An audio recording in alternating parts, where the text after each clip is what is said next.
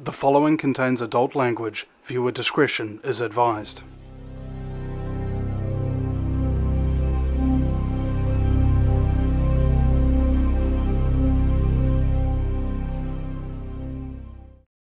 In 1983, Pete Santilli joined the Marine Corps. He achieved the rank of Lance Corporal, the lowest rank you can possibly get. Assigned to aviation ordnance, he moved boxes of weapons from planes to trucks for 5 years in a row.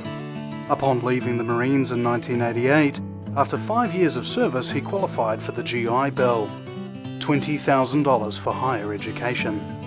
He then enrolled in 2 universities in 1 year, which was the minimum he had to do in order to extract the full $20,000 in cash. In the early 90s, James S. Davis employed Pete twice, and in November 2001 helped Santilli get his name on the Coca-Cola lawsuit, a class action suit by truck drivers over unpaid overtime. Pete Santilli never drove a truck. 3 months earlier, Pete got himself and his wife arrested for breaking and entering. And then a fire marshal sued him for civil harassment.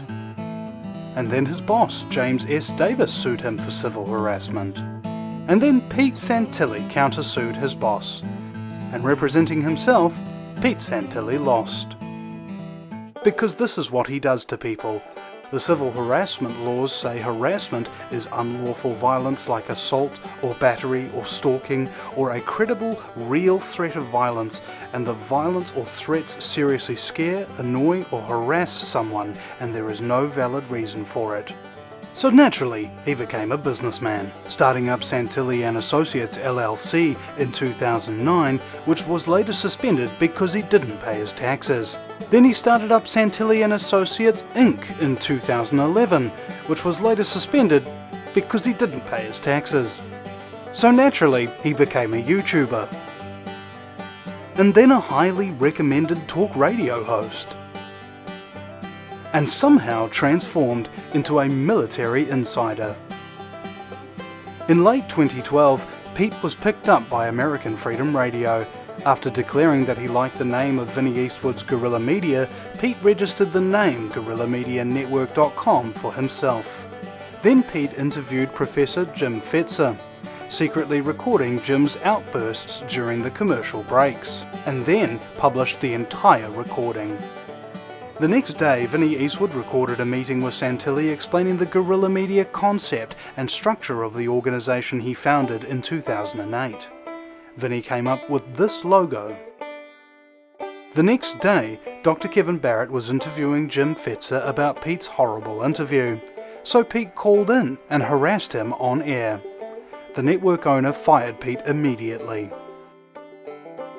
The following day, Santilli took GuerrillaMediaNetwork.com online with a new logo and cut Vinnie Eastwood out. Santilli told Suzanne Posel that Vinnie'd given Guerrilla Media to him and was walking away from the project. Then Pete Santilli ran Guerrilla Media into the ground. Santilli scammed a lot of people throughout the lifetime of the Guerrilla Media Network.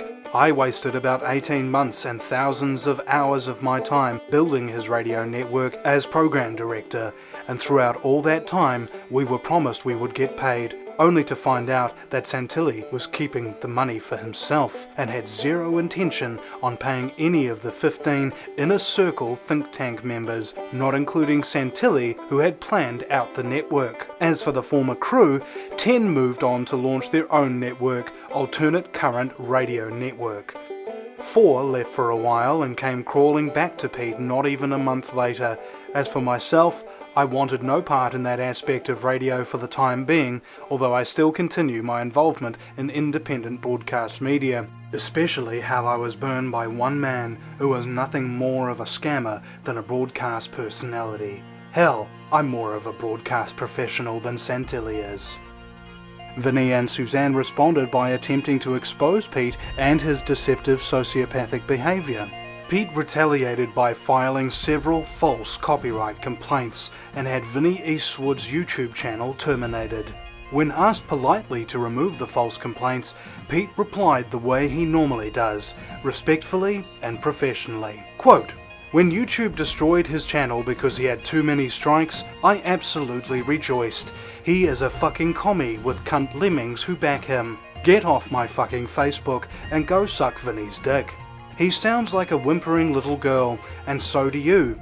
You fucking commies are not allowed to use my material. If you don't understand that, then I don't know what to do.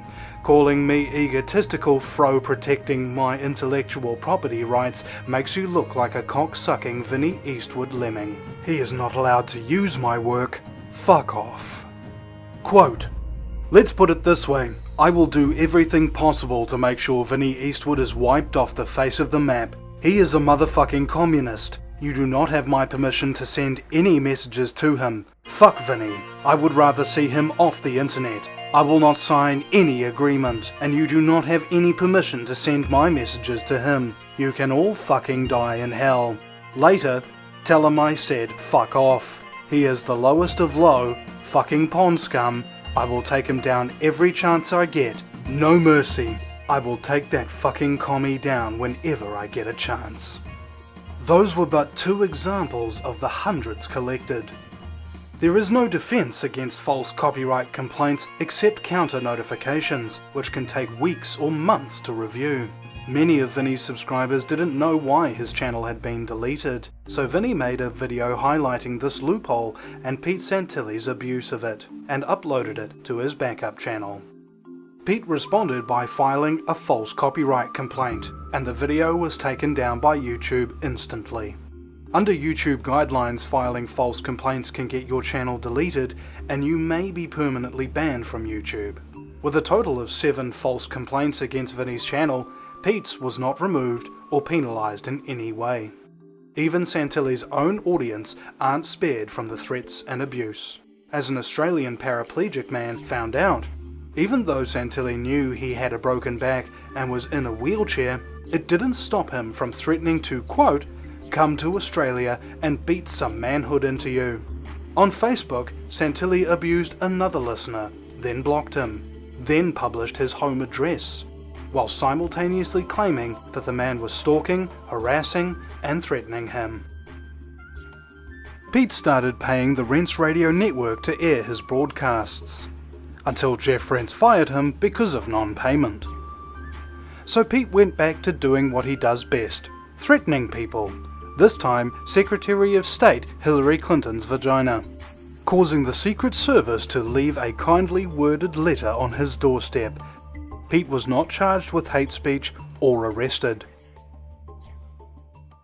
In October 2013, Zeta Andrews and the Truckers' Ride for the Constitution gained Pete Santilli as their media spokesperson. The plan was to shut down Washington DC with 1 million trucks. But after Pete was given admin privilege to their PayPal account and Facebook page, he locked them out and renamed the Truckers' Facebook page, which had 200,000 likes, to Guerrilla Media, with 200,000 likes, and began to use the Facebook page to promote himself. While Zeta was away, the official website changed. She cannot get on, and neither can Ben. They can no longer access Facebook, but there are plenty of posts about Pete Santilli. Approximately $50,000 was in the trucker's PayPal. That money disappeared. But then Anonymous called.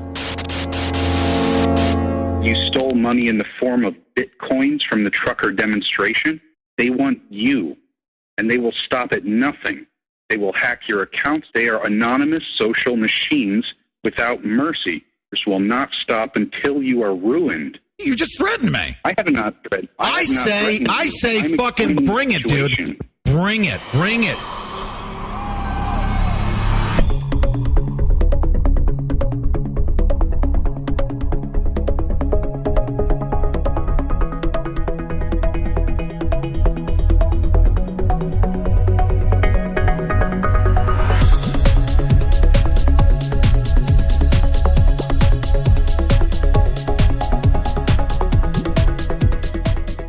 Anonymous named this attack Operation Skullfuck.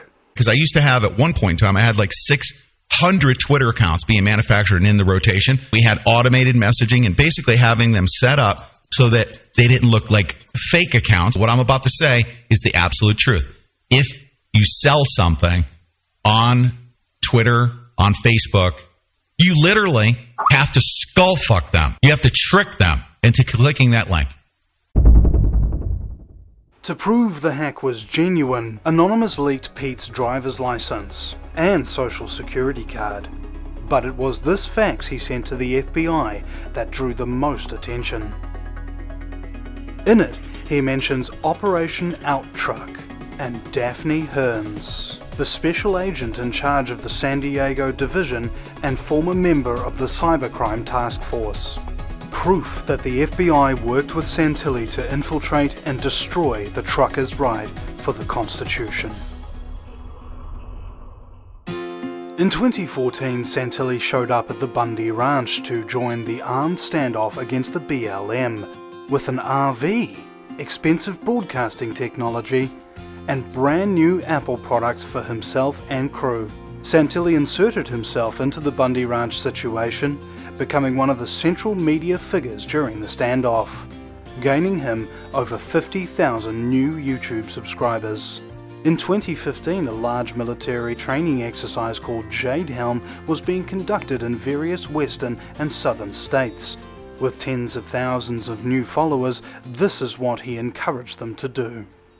I want to tell you something right now. When you see these storage containers and they're floating about in your neighborhoods, in your local area, if you're on the back of one of these trailers that you see with these electronics units, this is an unconstitutional military convoy, and I want to strongly encourage you to get thousands of people to surround them, bust those containers open, and redistribute the guns, of course. Just before Christmas Day 2015, Pete was pulled over for texting while driving in Ohio. In his car was a loaded firearm with extra ammunition, and with no concealed carry permit, a loaded gun with extra ammunition is a 4th-degree felony, meaning a 6 to 18-month jail sentence and up to $5,000 in fines.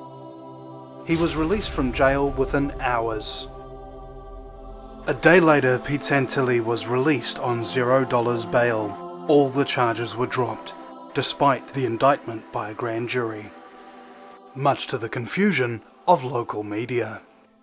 While Santilli was arrested, the charge of improper handling of a firearm in a motor vehicle was officially ignored, and he was released, showing up a few weeks later in Oregon. Santilli's seen wearing a jacket that says Press, Pete Santilli. Fox has even used him as a spokesperson for the anti-government group in charge of the Oregon occupation. But a search of his background contains everything from claims of being a former Marine to real estate investor and radio talk show host. Whatever his past, his present clearly has him in the middle of a national conflict between anti-government ranchers and the federal government. I also asked Chief Sinan if he had any idea why the criminal charge against Santilli was dropped in regards to the handgun. He again answered with a no comment. Rich, what does Santilli do for a living? Do you know? Well, he has this YouTube channel newscast.